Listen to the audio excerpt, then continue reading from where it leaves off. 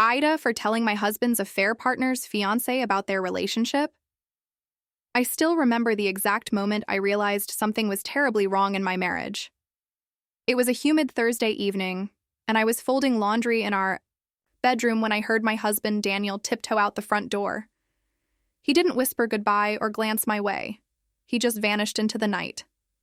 My heart sank, but I brushed it off as stress from work. After all, Daniel had been putting in long hours at the office. A week later, the pattern repeated. He started hitting the gym at midnight and returning home close to dawn. He became hyper-protective of his phone. Passwords I'd known by heart suddenly wouldn't unlock it. And then there was the vanity surge.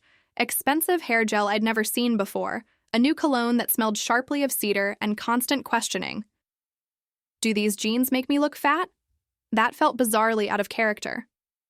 When he wasn't flexing in front of the bathroom mirror, he was smothering me with compliments and surprise bouquets.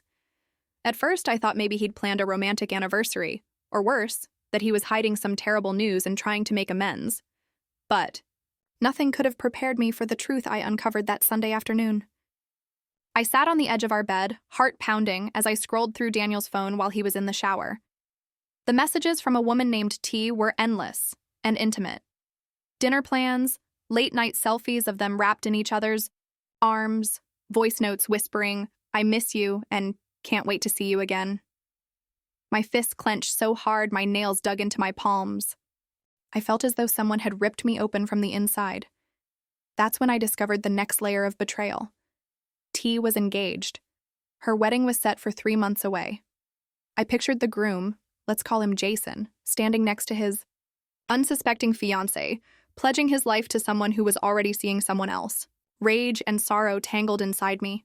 I stared at the ceiling, willing my brain to sort itself. I wrestled with what to do.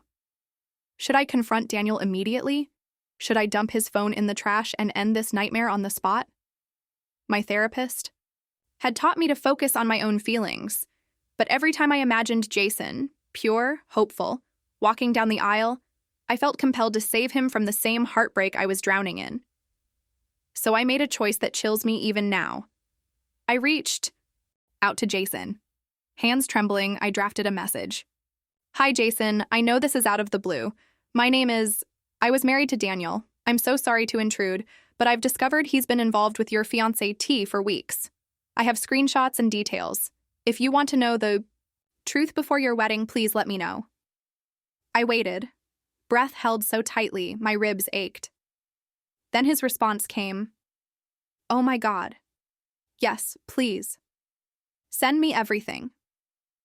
Within hours, I forwarded every message, every timestamp, every photo. When I finally confronted Daniel later that evening, he was livid. He slammed his fist on the kitchen counter, glass trembling atop it. "How dare you drag him into our private lives?" he yelled. "This was a mistake, an accident. You've ruined everything." His words felt like knives.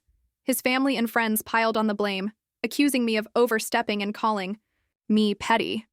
They insisted I should have focused on my marriage instead of disrupting someone else's. But as I sit here, packing boxes in what used to be our master bedroom, I know I did the right thing. Jason, though devastated, thanked me for saving him from a lie. He told me he'd call off the wedding to rebuild trust in his own life. My heart still bleeds for him, but I take comfort in the knowledge that I acted out of compassion, not revenge. Now, I'm filing for divorce. My world has splintered, and I'm learning to live with the pain and the guilt both. Some days I wake up convinced I'm the villain of the story. Other days I remind myself that I chose honesty over deception. No matter how messy the fallout, so here I am asking AITA, should I have stayed silent and let Jason walk down the aisle blindfolded? Or was I right to share the truth, even though it shattered 2 relationships instead of 1?